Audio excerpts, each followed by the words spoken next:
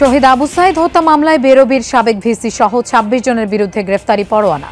১১ দিনের মধ্যে আসামিদের হাজিরের নির্দেশ ট্রাইব্যুনালের। যে ৪ জন আসামি গ্রেপ্তারকৃত আছে তাদেরকে গ্রেপ্তার দেখানো পূর্বক তাদেরকে উপস্থিত করানোর জন্য জেল অথরিটিকে নির্দেশ দিয়েছেন এবং বাকি যে ২৬ জন আসামি আছে তাদেরকে গ্রেপ্তার করে ওই তারিখে হাজির করার জন্য আইন শৃঙ্খলা রক্ষাকারী বাহিনীর প্রতি নির্দেশ দিয়েছেন। নির্বাচিত সরকারের সাথে কাজ করতে মুখিয়ে চীন, বললেন মির্জা ফখরুল। বিএনপি ক্ষমতায় এলে তিস্তা প্রকল্প বিবেচনা করবে বেইজিং।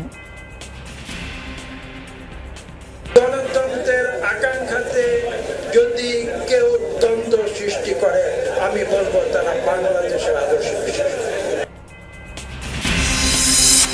এনবিআরের ৬ কর্মকর্তার বিরুদ্ধে দুদকের অনুসন্ধান স্বপ্রণোদিত, জানালেন অর্থ উপদেষ্টা। স্বচ্ছতার সাথে কাজ করলে কারো বিরুদ্ধে ব্যবস্থা নেবে না সরকার। রাজধানীর মিরপুরে ১১ নম্বরে ডিএনসিসির উচ্ছেদ অভিযান। ভেঙে ফেলা হয়েছে রাস্তার পাশের বেশ কিছু অবৈধ দোকানপাট।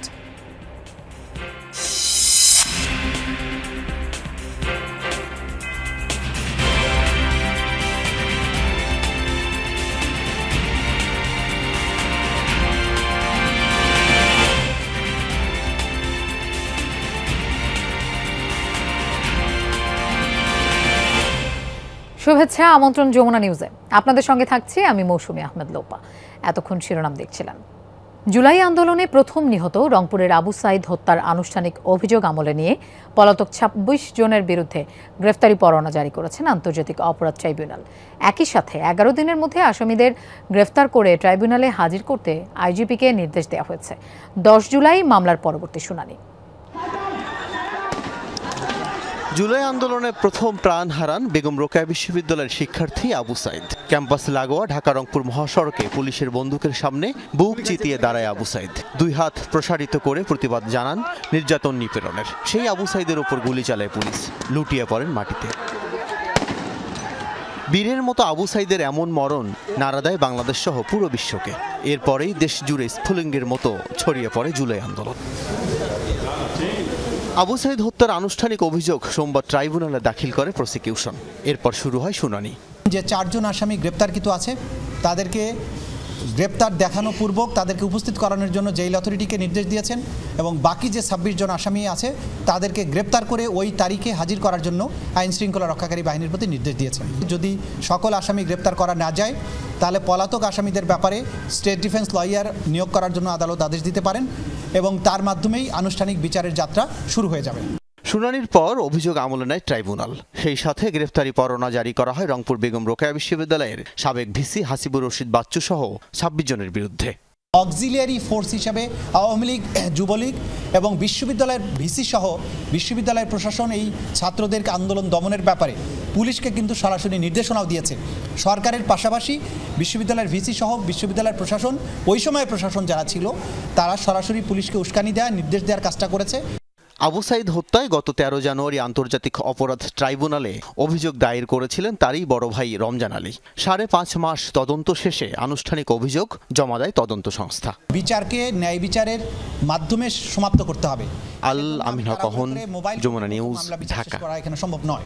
নতুন নির্বাচিত সরকারের সাথে কাজ করতে মুখিয়ে আছে চীন। নতুন সরকারের সাথে আরও গভীরভাবে কাজ করবে দেশটি, এমনটা জানিয়েছেন বিএনপি মহাসচিব মির্জা ফখরুল ইসলাম আলমগীর। দুপুরে চায়না সফর নিয়ে গুলশান কার্যালয়ে এক সংবাদ সম্মেলনে এসব কথা বলেন তিনি। জানান, এক চীন নীতির প্রতি বিএনপির দলীয় দৃঢ় অবস্থানের কথা জানানো হয়েছে। বিএনপি মহাসচিব বলেন, তিস্তা প্রকল্প নিয়ে কাজ করছে চীন। বিএনপি ক্ষমতায় এলে তা বিবেচনা করা হবে। একই সাথে রোহিঙ্গা ইস্যু সমাধানে আন্তরিকতার সাথে কাজ করবে দেশটি। আরও জানান, চীনের পক্ষ থেকে তারেক রহমানকে দেশটিতে সফরের আমন্ত্রণ জানানো হয়েছে। ৫ দিনব্যাপী সফরে আমরা চীনা কমিউনিস্ট পার্টি এবং চীন সরকারের একাধিক গুরুত্বপূর্ণ ব্যক্তির সাথে মত বিনিময় করার সুযোগ পেয়েছি, যাদের মধ্যে ছিলেন গুরুত্বপূর্ণ চীনের কমিউনিস্ট পার্টির। পিআর পদ্ধতিতে নির্বাচন হতে পারে, কিন্তু এটাকে কেন্দ্র করে যদি কেউ অনাকাঙ্ক্ষার বিরুদ্ধে যায়, জনগণ তা মেনে নেবে না, জানিয়েছেন বিএনপির স্থায়ী কমিটির সদস্য ডক্টর আব্দুল মঈন খান। রাজধানী ডিপ্লোমা ইঞ্জিনিয়ার ইনস্টিটিউটে জাতীয়তাবাদী ওলামা দলের সাধারণ সভায় একথা বলেন তিনি। বলেন, যারা বড় কথা বলে তাদের বিরুদ্ধে স্বৈরাচারের সময় কতগুলো মামলা হয়েছে। বিএনপির যুগ্ম মহাসচিব শহীদ উদ্দিন চৌধুরী অ্যানি বলেন, পিআর পদ্ধতিতে নির্বাচনের পেছনে গভীর ষড়যন্ত্র রয়েছে। এ সময় বিএনপির চেয়ারপারসনের উপদেষ্টা জয়নুল আবদিন ফারুক বলেন, যেসব রাজনৈতিক দল পিআর পদ্ধতিতে নির্বাচনের দাবি তুলেছে তারা ডক্টর ইউনূসকে ফাঁদে ফেলার চেষ্টা করছে। লন্ডনে প্রধান উপদেষ্টার সাথে তারেক রহমানের বৈঠক নিয়ে ষড়যন্ত্র করছে বলেও অভিযোগ করেন জয়নুল আবদিন ফারুক।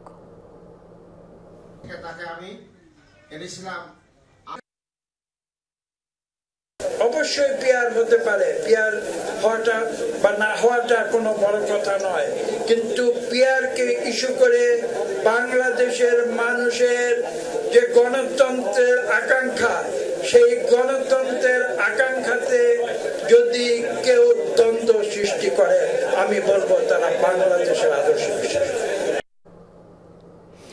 কর্মসূচি প্রত্যাহার করার পর স্বাভাবিক হয়ে এসেছে জাতীয় রাজস্ব বোর্ড এনবিআর। কয়েকদিনের স্থবিরতার পর তৈরি হচ্ছে কর্মচাঞ্চল্য। এনবিআর চেয়ারম্যান জানান, কর্মসূচির কারণে ব্যবসা বিঘ্নিত হয়েছে, রাজস্ব আদায়ে এর প্রভাব পড়বে। তবে ভ্রান্তি ভুলে সবাইকে নিয়ে কাজ করার প্রতিশ্রুতি দেন তিনি। এদিকে রাজস্ব আদায়ের সুবিধার্থে আজ ব্যাংক সন্ধ্যা ৬টা পর্যন্ত চালু থাকছে। অনেকদিন পর স্বাভাবিক এনবিআর, আবারও কাজে যোগ দিয়েছেন কর্মকর্তা কর্মচারী। মার্চ টু এনবিআর এবং কমপ্লিট শাটডাউন কর্মসূচি প্রত্যাহারের পর এসেছে স্বস্তি। সকাল ৯টার মধ্যেই রাজস্ব ভবনে প্রবেশ করে বেশিরভাগ কর্মকর্তা কর্মচারী। তবে সকাল ৮টায় অফিসে আসেন এনবিআর চেয়ারম্যান আব্দুর রহমান খান। ৯টার আগে থেকেই আসা শুরু করছে সবাই, তো ৯টা সাড়ে ৯টার মধ্যে সবাই এসে পড়ছে। স্বাভাবিক, সব পরিবেশ স্বাভাবিক, সুন্দর অফিস চলতেছে। সকাল থেকে একেবারে স্বাভাবিক, আগের মতো সব স্টাফেরা, সব অফিসাররা আছে, অফিস করতেছে। রোববার রাতে ব্যবসায়ীদের সঙ্গে আলোচনার পর আসে কর্মসূচি প্রত্যাহারের ঘোষণা। তারপর থেকে শুরু হয় রাজস্ব আদায় কার্যক্রম। সকালে এনবিআর ভবনে আসেন সেবা গ্রহীতারাও। আমি ওই ট্যাক্সের কাজে আসছি, ইনকাম ট্যাক্সের, নেত্রকোনা থেকে আসছি। আমাদের একটা আপিল ছিল, আপিল সাবমিট করলাম, সুন্দর মতো সব কিছু হলো। এই কাজ শেষ করে এখন চলে যাচ্ছি, কিন্তু যে কয়েকদিনটা ছিল খুব ভোগান্তি হয়েছে। এনবিআর চেয়ারম্যান বলেন, অর্থ বছরের শেষ সময়ে এমন কর্মসূচির কারণে রাজস্ব আদায়ে নেতিবাচক প্রভাব পড়বে। আজকে আমাদের সারা দেশের সবগুলো দপ্তর সংস্থাই সকাল থেকেই কাজ করছে, সম্পূর্ণ উপস্থিতি আছে। আজকে সকাল 10টা পর্যন্ত আমাদের রেভিনিউ আদায় হয়েছে ৩,৬০,৯২২ কোটি টাকা। গতবারের চেয়ে বেশি হবে এটা নিশ্চিত, কিন্তু আমরা যেরকম আশা করেছিলাম হয়তো একটু তো হোঁচট খেয়েছে এই কয়দিনের কাজকর্মে। ব্যবসা বাণিজ্য যেমন বিঘ্নিত হয়েছে, একইভাবে আমাদের রাজস্ব আদায় কার্যক্রমে হোঁচট খেয়েছে। জানান, ভুলভ্রান্তি ভুলে সকলকে নিয়ে এগিয়ে যাবে এনবিআর। সবাইকে দেশের জন্য কাজ করতে হবে। আমাদের রেভিনিউ অফিসারদেরকে বলবো, যা কিছু হয়েছে এগুলো সবকিছু ভুলে গিয়ে আমাদের রাষ্ট্রীয় স্বার্থে, দেশের স্বার্থে আমরা সকল কাজ করব। গেল 12 মার্চ রাতে এনবিআর বিভক্তির প্রজ্ঞাপন দেবার পর দফায় দফায় শুরু হয় আন্দোলন। দাবি আদায়ে সোচ্চার হয় এনবিআর সংস্কার ঐক্য পরিষদ। রিমন রহমান, যমুনা নিউজ, ঢাকা। এনবিআর কর্মকর্তা কর্মচারীদের কমপ্লিট শাটডাউন প্রত্যাহার হওয়ায় আজ থেকে ফের দেশের সব বন্দর ও কাস্টমস হাউসে পুরোদমে শুরু হচ্ছে কার্যক্রম। টানা দুদিনের কমপ্লিট শাটডাউন কর্মসূচি প্রত্যাহারের পর আবারও কর্মচঞ্চল চট্টগ্রাম কাস্টমস হাউস ও বন্দর। সকাল থেকে কাজে যোগ দিয়েছেন কাস্টমস হাউসের বেশিরভাগ কর্মকর্তা। আমদানি রপ্তানি পণ্যের শুল্কায়ন শুরু হয় খুশি ব্যবসায়ী, সিএনএফ এজেন্ট। এদিকে শুল্কায়ন শুরু হওয়ায় চট্টগ্রাম বন্দরেও শুরু হচ্ছে পণ্য ওঠানামা ও কন্টেইনার সরবরাহ।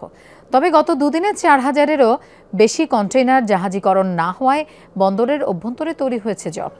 এছাড়া বহির্নোঙরেও বেড়েছে পণ্য বোঝাই জাহাজের সংখ্যা, যা স্বাভাবিক হতে আরও কয়েকদিন সময় লাগবে। 2 দিন মোটর গাড়িগুলো বন্ধ ছিল কাস্টমারের কারণে, আর আজকে সকাল থেকে মোটামুটি কিছুটা কাজ চালু হয়েছে। আমরা চাই যে কাজ ঠিকভাবে হোক, সুন্দরভাবে হোক। আমাদের কাজগুলা প্রতিদিনের কাজ আমরা প্রতিদিন শেষ করতে চাই, এটা আমাদের জন্য ভালো, আমাদের দেশের জন্য ভালো। 2 দিন বন্ধ, আমদানিকারকের অনেক ক্ষয়ক্ষতি হয়েছে, তারপরে আমরা খুশি, এখন কাজ চালু হয়েছে, এটা আর কি। এদিকে সকাল থেকে কর্মমুখর বেনাপোল, হিলি, আখাউড়া, ভোমরা সহ স্থলবন্দরগুলো। শুরু হয়েছে আমদানি রফতানি কার্যক্রম।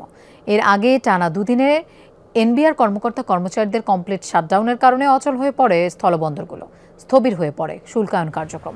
পরে রাতে ব্যবসায়ীদের মধ্যস্থতায় কমপ্লিট শাটডাউন কর্মসূচি প্রত্যাহার করেন কর্মকর্তারা। পোর্ট বন্ধ করে এনবিআর কর্মকর্তাদের আন্দোলন অগ্রহণযোগ্য। এতে দেশের অনেক ক্ষতি হয়েছে এমন মন্তব্য করেছেন অর্থ উপদেষ্টা সালেউদ্দিন আহমেদ। দুপুরে সচিবালয়ে অর্থ বিভাগের মনিটরিং সেলের কর্মসূচি উদ্বোধনের পর এই মন্তব্য করেন উপদেষ্টা। তিনি জানান, সরকারের হস্তক্ষেপে নয়, স্বপ্রণোদিত হয়েই এনবিআরের 6 কর্মকর্তার বিরুদ্ধে অনুসন্ধান শুরু করেছে দুদক। এনবিআর কর্মকর্তাদের কর্মসূচি সম্পর্কে বলেন, এখন স্বচ্ছতার সাথে কাজ করলে কারো বিরুদ্ধে ব্যবস্থা নেওয়া হবে না। জাতীয় স্বার্থের বিপক্ষে গিয়ে সব কার্যক্রম একদম বন্ধ করে দেয়া কোনোভাবেই হতে পারে না। আন্দোলন যা হবার হয়েছে, এখন ভয় পক্ষপাত ছাড়া ঠিকভাবে কাজ করার আহ্বান জানিয়েছেন সালেউদ্দিন আহমেদ। সরকারের সাথে একটা ইচ্ছে থাকতে পারে, কিন্তু একটা জাতীয় স্বার্থে একদম বন্ধ করে দেয় একটা সার্ভিস, এটা কোনো যুক্তিতে গ্রহণযোগ্য। হ্যাঁ, আমাদের সাথে তাদের মতবিরোধ থাকতে পারে। আজকে আমার কয়েকজন ব্যবসায়ী টেলিফোন করে বলছে অনেক লস হয়ে গেছে। আমি ঠিক আছে, এখন আপনারা রিকুপ করছে, এটা কিন্তু কোনো ক্রমেই কিন্তু গ্রহণযোগ্য না। বায়ু দূষণ রোধে স্বল্প, মধ্য, দীর্ঘমেয়াদী পরিকল্পনা নিয়েছে সরকার। এজন্য বিভিন্ন সংস্থার সাথে সমন্বয় করে কাজ করতে হবে বলে জানিয়েছেন পানি সম্পদ এবং পরিবেশ, বন ও জলবায়ু পরিবর্তন উপদেষ্টা সৈয়দা রিজওয়ানা হাসান। সোমবার সচিবালয়ে বায়ু দূষণ নিয়ন্ত্রণে চীনের বিশেষজ্ঞ প্রতিনিধির সঙ্গে মত বিনিময় শেষে উপদেষ্টা এসব বিষয়ে কথা বলেন।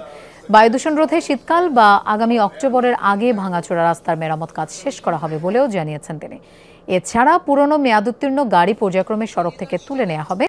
নতুন 250টি গাড়ি কেনার সিদ্ধান্ত নেওয়া হয়েছে। যে আমরা বর্ষা নেমে যাওয়ার সাথে সাথে ভাঙাচোরা রাস্তাগুলো নির্মাণের কাজ শুরু করে দেব। আরেকটা হচ্ছে বিআরটি এর সাথে মিলে আমরা যৌথভাবেই ঘোষণা দিয়েছিলাম যে পুরনো বাসগুলোকে আর চলতে দেওয়া হবে না। এখন আমরা বিআরটি এর সাথে মিলে একসাথে পুরনো বাসগুলোর বিরুদ্ধে অভিযানে যাব। শেখ হাসিনাকে ভারতে আশ্রয় দেওয়ার প্রতিবাদে 6 আগস্ট ঢাকায় অবস্থিত ভারতীয় দূতাবাস ঘেরাও কর্মসূচি ঘোষণা করেছে জাতীয় গণতান্ত্রিক পার্টি জাগপা। পাশাপাশি তাকে ফিরিয়ে দেওয়ারও দাবি জানিয়েছে দলটি। জাতীয় প্রেস ক্লাবে জুলাই গণ অভ্যুত্থান স্মরণে সংবাদ সম্মেলনে এই দাবি জানায় জাতীয় গণতান্ত্রিক পার্টি। ঘোষণা করা হয় মাসব্যাপী কর্মসূচি। 5 আগস্ট শুকরানা নামাজ আদায় করবে দলটি। পাশাপাশি গণহত্যায় অভিযুক্ত ব্যক্তি ও সংগঠনের বিচারের দাবিতে সারা দেশে গণসংযোগ ও লিফলেট বিতরণের মাধ্যমে গণসচেতনতা তৈরির কর্মসূচিও পালন করবে জাগপা। দলটি জানায়, নির্বাচনে আওয়ামী লীগের অংশগ্রহণে ঠেকাতে সমানুপাতিক নির্বাচনেও আপত্তি নেই তাদের। সকলের মতো আমরাও সংস্কার চাই, অবাধ, সুষ্ঠু, নিরপেক্ষ, গ্রহণযোগ্য এবং ভারতীয় প্রভাবমুক্ত নির্বাচন চাই। একই সাথে বিচার এবং ভিনদেশি প্রভু অর্থাৎ ভারতের আগ্রাসনের হাত থেকে মুক্তি চাই। দৈনিক মজুরি ভিত্তিক শ্রমিকের অধিকার প্রতিষ্ঠা করতে প্রধান উপদেষ্টার প্রতি আহ্বান জানিয়েছেন গণসংহতি আন্দোলনের প্রধান সমন্বয়ক জোনায়েদ সাকি। দুপুরে রাজধানীর বিজয়নগরে বিভিন্ন দাবিতে অবস্থান কর্মসূচি পালন করে বাংলাদেশ দৈনিক মজুরি ভিত্তিক কর্মচারী কল্যাণ পরিষদ। এতে যোগ দিয়ে জোনায়েদ সাকি বলেন, প্রধান উপদেষ্টা বলেছেন, শ্রমিকদের উন্নতি না হলে নতুন বাংলাদেশ হবে না। সেই কথা রাখার আহ্বান জানান তিনি। দ্রুত এই সমস্যার সমাধানে উদ্যোগ নিতেও আহ্বান জানান তিনি। এ সময় বক্তারা বলেন, সম্প্রতি ঘোষিত সাময়িক শ্রমিক নীতিমালা 2025 বাস্তবতা বিবর্জিত ও বৈষম্যমূলক। এই নীতিমালা বাস্তবায়িত হলে বহু শ্রমিকের ভবিষ্যৎ অনিশ্চিত হয়ে পড়বে। ফলে তারা দ্রুত এই নীতিমালা বাতিলের দাবি জানান। আন্দোলনকারীরা জানান, দাবি আদায়ে প্রয়োজনে আরও কঠোর কর্মসূচি ঘোষণা করা হবে। আমাদের এক দাবি, আমাদের চাকরি স্থায়ী করতে হবে। আমাদের এই লাগাতার অবস্থান কর্মসূচি ততক্ষণ পর্যন্ত চলবে যতক্ষণ পর্যন্ত না প্রশাসন থেকে ঊর্ধ্বতন কর্তৃপক্ষ থেকে আমাদেরকে আশ্বস্ত করা হবে। প্রধান উপদেষ্টা গত মে দিবসে বলেছেন, শ্রমিকদের যদি কোনো উন্নতি না হয় তাহলে নতুন বাংলাদেশ হবে না। আমরা তার প্রমাণ দেখতে চাই। তাদের অধিকার প্রতিষ্ঠা করার ক্ষেত্রে উদ্যোগ নিয়ে আপনি আপনার নিজের কথার দাম রাখবেন, এইটা বাংলাদেশের মানুষের প্রত্যাশা করে। মিরপুর 11 নম্বরের ভাসানী মোড় এলাকায় সড়কের পাশে অবৈধ স্থাপনা উচ্ছেদ করেছে ঢাকা উত্তর সিটি কর্পোরেশন। দুপুরে পরিচালিত অভিযানে 8 থেকে 10টি দোকান ভেঙে ফেলা হয়। যদিও সিটি কর্পোরেশনের বরাদ্দের দলিল আছে, ব্যবসায়ীদের এমন দাবির মুখে অভিযান মুলতবি করেন নির্বাহী ম্যাজিস্ট্রেট। ফুটপাত দখল করে অবৈধ স্থাপনা উচ্ছেদে ঢাকা উত্তর সিটি কর্পোরেশনের মোবাইল কোর্টে ভেঙে দেয়া হয় মিরপুর 11 এর ভাসানী মোড়ের বেশ কিছু দোকান। সড়কের দুই ধার ঘেঁষেই গড়ে উঠেছে দোকানপাট, নেই কোনো ফুটপাত। সিটি কর্পোরেশনের তথ্য মতে এখানে অবৈধভাবে গড়ে উঠেছে অর্ধ শতাধিক দোকান। সিটি কর্পোরেশন কি আপনার এই জায়গার জন্য টাকা নিছে? হ্যাঁ, মার্কেট তো ইনক্লুড এই কথা সেটা দেখান, আপনি আমার জায়গাটা দেখান। উচ্ছেদের সময় স্থানীয় দোকান মালিক ও কর্মচারীরা নির্বাহী ম্যাজিস্ট্রেটদের কাছে নানা অভিযোগ ও নোটিশ ছাড়া এমন উচ্ছেদের প্রতিবাদ জানান। তাদের দাবি মার্কেটের জন্য সিটি কর্পোরেশনের বরাদ্দ দেয়া আছে। এটা স্বাধীনের থেকে আমি নিজে এনে মালিক, আমি কোনো মালিক নাই এনে, আমি কোনো দখলদার ফির নাই এনে যে দখল করে লইছি কার থেকে। হ্যাঁ, কাগজ আছে তো আমার কাছে। আমার দই মিষ্টির দোকান ছিল, এখন কেন ভাঙছে আমরা এত কিছু জানি না। আমরা মানে লোকমুখে শুনতেছি অবৈধ আর কি জায়গাটা। 26 লক্ষ টাকা আজকে 38 বছর, সেটা কোনো মূল্যায়ন নাই। তারপরে আবার 2004 টাকা নিয়েছে। আমার কথা আপনি আমার মার্কেটটা বুঝাই দেন, আমরা জায়গা ছেড়ে দিচ্ছি। আমার তো এত শখ নেই আমি রাস্তার উপর বসে থাকবো। স্থানীয় ব্যবসায়ীদের এমন দাবির মুখে উচ্ছেদ অভিযান স্থগিত করেন নির্বাহী ম্যাজিস্ট্রেট। নিয়ে আসছে তাদের, আমরা তো মানুষের কথা শুনবো, আমরা তো সরকারের পক্ষ থেকে আসছি, মানুষের কথা শুনবো, শুনে আমরা যদি মনে হয় ইলিগাল আবার উচ্ছেদের ডেট দেবো, আবার উচ্ছেদ করবো। ওনারা বলছিলেন তাদেরকে কোনো নোটিশ দেওয়া হয় না। নোটিশ অবৈধ উচ্ছেদে নোটিশ দেওয়া হয় না। এটা যখন ফুটপাত ক্লিয়ার মানে ফুটপাত ক্লিয়ার করতে হবে। বরাদ্দের কাগজ পুনঃবিবেচনা করে সত্যতা প্রাপ্তির ভিত্তিতে আবারও অভিযান পরিচালনা করবে উত্তর সিটি। শওকত মঞ্জুর শান্ত, যমুনা নিউজ, ঢাকা। কুমিল্লার মুরাদনগরে নারী ধর্ষণ মামলার প্রধান আসামি ফজর আলী চিকিৎসাধীন থাকায় তাকে আজ আদালতে নেয়ার সম্ভাবনা কম। পুলিশ জানায় আদালতে তোলার জন্য তারা ফজর আলীর সুস্থ হওয়ার অপেক্ষা করছে।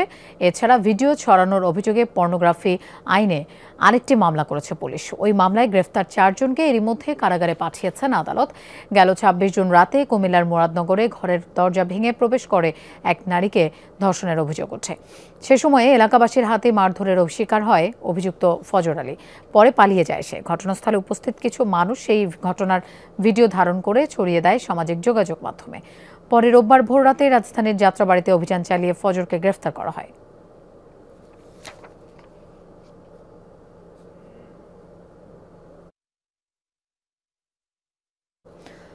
দর্শক, আমরা এ বিষয়ে কথা বলবো। কুমিল্লা থেকে আমাদের সাথে যোগ দিচ্ছেন সহকর্মী খোকন চৌধুরী। খোকন, আসামিদের গ্রেফতারের বিষয়ে পুলিশ সবশেষ কি তথ্য জানিয়েছে? প্রধান আসামি ফজর আলী তো অসুস্থ, তার সুস্থতার জন্য তো অপেক্ষা করছে আদালত। হ্যাঁ লোপা, যে প্রধান আসামি প্রথম দিনের যে আসলে গণপিটুনিতে সে অসুস্থ হয়ে হাসপাতালে চিকিৎসা নিচ্ছেন পুলিশের অধীনে। এছাড়া যে বাকি 4 জন যে যারা ভিডিও ধারণ করে ভিডিওটি সামাজিক যোগাযোগ মাধ্যমে ছড়িয়েছে, তাদের কিন্তু আজকে 7 দিনের রিমান্ড চেয়েছিল পুলিশ। তো সেক্ষেত্রে আমরা আদালত সূত্রে যেটি জানতে পেরেছি যে রিমান্ড আবেদন করা হয়েছিল, সেই আবেদনটিতে ভুল থাকার কারণে কিন্তু আজকে আর এই আবেদনটি গ্রহণ করা হচ্ছে না। অর্থাৎ পুনরায় এই সংশোধন করে আবেদন করার পরেই কিন্তু আসলে এই যে রিমান্ড শুনানি হবে। অর্থাৎ আজ এই রিমান্ডের যে কার্যক্রম সেটি চলছে না, সেটি আমরা আদালত সূত্রে নিশ্চিত হতে পেরেছি। এছাড়া যে আসামি ধরার বিষয়ে আমরা কথা বলেছিলাম এখানকার যিনি অতিরিক্ত পুলিশ সুপার রয়েছেন তার সঙ্গে। এছাড়া মুরাদনগর থানা। খোকন, আপনাকে ধন্যবাদ আমাদের সাথে যোগ দেওয়ার জন্য। দর্শক, সচিবালয়ে এই মুহূর্তে কথা বলছেন স্বরাষ্ট্র উপদেষ্টা। আমরা সরাসরি সেখানে চলে যাচ্ছি। এটা আপনারা দেখছেন, 2টার উপরে আপনারা মিডিয়ায় দেখছেন। এটা কিন্তু আইন শৃঙ্খলা বাহিনী কিন্তু তারা প্রপার অ্যাকশন নিচ্ছে। যে ভিডিওগুলি করছে তাদেরও কিন্তু আইনের আওতায় নিয়ে আসছে।